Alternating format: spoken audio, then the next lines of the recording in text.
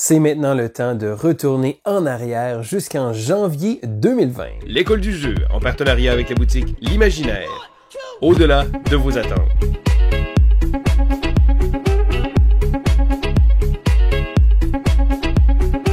Bonjour et bienvenue à l'école du jeu. Mon nom est Sylvain et on se retrouve aujourd'hui pour le throwback du mois de janvier 2020. Alors janvier 2020, je me suis pas trompé, je sais qu'on est en 2021, mais c'est justement le but du segment. Je retourne un an en arrière pour regarder mes acquisitions et vous donner mon avis un an après. Donc, souvent, on reçoit des jeux, il y a la lune de miel, on aime beaucoup les jeux, on a beaucoup de bonnes choses à dire, mais avec le temps, des fois, on se rend compte que le jeu est peut-être pas aussi intéressant ou peut-être qu'il sort pas assez souvent. C'est d'ailleurs la raison pour laquelle je fais ce petit segment pour justement vous parler des jeux que j'avais acquis dans le passé. Alors, je commence immédiatement avec quelques titres qui ne font plus partie de ma collection. Alors, je commence avec Mechanica. Mechanica est un jeu que j'avais eu sur Kickstarter qui était très prometteur. Je dirais que visuellement, c'était très intéressant. C'était une espèce de petit jeu d'engine building qu'on allait construire, une espèce de convoyeur, de ligne directrice. Donc, et à la fin du tour, on activait la ligne et là, on avait des petits robots qui partaient de gauche à droite et avec les pièces de puzzle parce que c'était littéralement des pièces de casse-tête qu'on plaçait sur notre plateau. Je dirais que le jeu avait une présentation vraiment géniale, un jeu où on programmait le mouvement, oui, mais on avait un petit côté engine building et je trouvais que le jeu avait énormément à offrir. Et j'ai bien apprécié mes premières parties, mais après ça, je me suis rendu compte, après 3-4 parties, que ça revenait relativement au même. Les pièces, les machines qu'on créait revenaient un peu au même et j'ai trouvé qu'il manquait de variabilité. C'est certain que c'est toujours la question de variabilité par rapport à si on veut l'accessibilité. Si un jeu est plus accessible, il va être moins variable et habituellement, s'il est plus variable, il va être moins accessible. Donc, c'est difficile de trouver un bon balancier.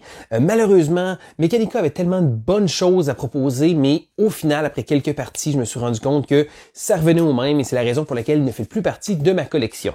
Un autre jeu qui ne fait plus partie de ma collection, c'est Circadian's First Light. Alors, Circadians est un jeu sorti par la compagnie Garphill Games. Bon, vous devez connaître la saga des mers du Nord avec Raiders of the North Sea, mais aussi la saga de l'Ouest, maintenant avec Architecte, Paladin et tout récemment les Vicomtes. Alors, Shem Phillips et S.J. McDonald, dans certains cas, sont des designers très, très prolifiques qui ont fait énormément de jeux. Et Circadians ne faisait pas exception. C'était un très bon jeu. La raison pour laquelle il est plus dans ma collection, c'est que souvent je me disais, bon, si j'ai l'occasion de jouer à Circadian, je vais peut-être sortir un autre des jeux de la même compagnie, du même auteur. Donc, que ce soit Les Pillards de la mer du Nord, que j'aime beaucoup, même Architecte, Paladin, ou tout récemment justement Vicomte, que j'ai pas encore eu l'occasion d'essayer. Mais c'est tous des jeux qui allaient chercher un petit côté, pas des jeux qui sont pareils, mais qui me donnaient une vibe similaire, donc un feeling. Et là, j'avais un ami à moi qui le cherchait, donc je me suis dit, tiens, gars, écoute, je pense que je peux m'en départir, je vais avoir l'occasion d'y rejouer si je le veux. Donc, Circadian's First Light était un très bon jeu quand même. L'autre jeu qui a quitté ma collection,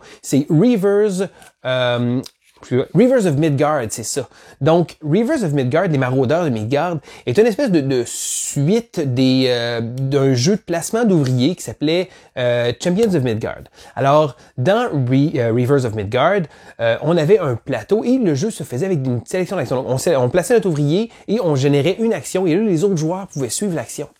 Je dirais que le jeu avait des bons concepts à proposer, mais au final, chacune de mes parties, je pense que j'aurais voulu l'aimer plus que ce que je l'aimais, parce qu'au final, les parties revenaient, c'était pas très intéressant, pas beaucoup de tension. Je dirais que ma première partie, je l'avais bien aimée, malgré le fait que le monde autour de la table avait trouvé ça ordinaire. Ma deuxième, un peu moins, et là, même feeling autour de la table, et je me suis rendu compte que le jeu manquait un petit oomph, il manquait un petit quelque chose. Dommage, parce que la production était vraiment géniale. J'avais la version de luxe Kickstarter, et c'est plate de voir un jeu qui offre autant de beaux visuels, autant de beau matériel, mais qu'au final tombe un peu à plat. Donc pour moi, c'est là que s'est retrouvé Reavers of Midgard. Maintenant, dans les jeux que j'ai toujours en ma possession, il y en a un qui s'appelle In the Hall of the Mountain King. Alors, le nom est long comme ça. Dans l'antre du roi de la montagne, je crois. Désolé, je sais que le jeu a été traduit tout récemment en français. Un autre jeu que j'avais eu de Kickstarter, celui-là encore en version deluxe. Hein, souvent, on voit les beaux jeux avec les grosses versions de luxe, mais celui-là ne m'a pas désappointé du tout. Alors, on a un petit côté de placement de tuiles, mais aussi un côté de cascade. Et là, la cascade est intéressante parce qu'on va générer des ressources. Quand on va l'activer différentes cartes. C'est difficile à expliquer sans avoir de support visuel, mais j'ai trouvé que le jeu avait beaucoup à nous offrir parce qu'il y a plein de petits éléments comme ça, individuels, qu'on peut choisir. Et là, il y a des parties qui sont jouées uniquement sur la cascade, d'essayer de générer le plus souvent des actions, bonifier nos actions, des choses comme ça. D'autres où on va creuser la montagne, essayer de placer des piédestals sur différents endroits. Et j'ai vraiment trouvé ça agréable parce que chacune des parties que j'ai faites à date m'a montré qu'il y avait une stratégie, n'était pas nécessairement meilleure qu'une autre, donc il y a des choses intéressantes à faire des deux côtés, essayer de voir un peu que ce soit balancé ou d'opter de fixer sur quelque chose. Il faut s'orienter vers autour de ce que la table va aller. Donc si la table se met à creuser beaucoup pour aller vers le centre de la montagne, donc c'est certain que là, il va falloir essayer de mettre les bouchées doubles sur le creusage et placer nos polyominoes de manière à pouvoir exploiter la montagne. Mais sinon, si c'est vers la cascade, j'ai trouvé que le jeu avait beaucoup de belles choses à nous offrir. Bon, je sais, les gens disent souvent, jeu de luxe, ça, c'est pas nécessaire. Dans le cas ici, dans In the Hall of the Mountain King, ce que j'ai aimé, c'est que la version de luxe venait avec des game trays, donc des plateaux en plastique où on pouvait ranger le matériel. Et ça fait en sorte que lorsqu'on joue, on sort les plateaux et hop, on les ouvre. Pour un jeu qui a beaucoup de polyominoes et beaucoup de petites pièces que placer dans des sacs Ziploc ou placer, ça fait un peu d'ouvrage. Ben là, avec les game trays, le jeu est vraiment magnifique et c'est très facile à sortir. Donc, un jeu que j'aime beaucoup et un jeu que je ne joue pas assez souvent. Donc, c'est un jeu qui est dans ma collection, que j'aime beaucoup, mais que j'ai pas souvent l'occasion de sortir. Je pense que justement, ça va peut-être me donner une petite motivation de le rejouer. Un autre jeu que j'ai dans ma collection encore qui s'appelle Ice Team. Alors Ice Team est un petit jeu à 2 joueurs beaucoup plus familial ou pour enfants. C'est un jeu que j'avais acheté pour jouer avec ma fille parce que le matériel est vraiment magnifique. Donc, il y a des petits ours polaires et là, les petits ours polaires vont devoir se promener, sauter de petits glaciers en glacier pour essayer de se rendre. C'est une espèce de petite course qu'on a. On va devoir récolter du poisson en se déplaçant et c'est vraiment...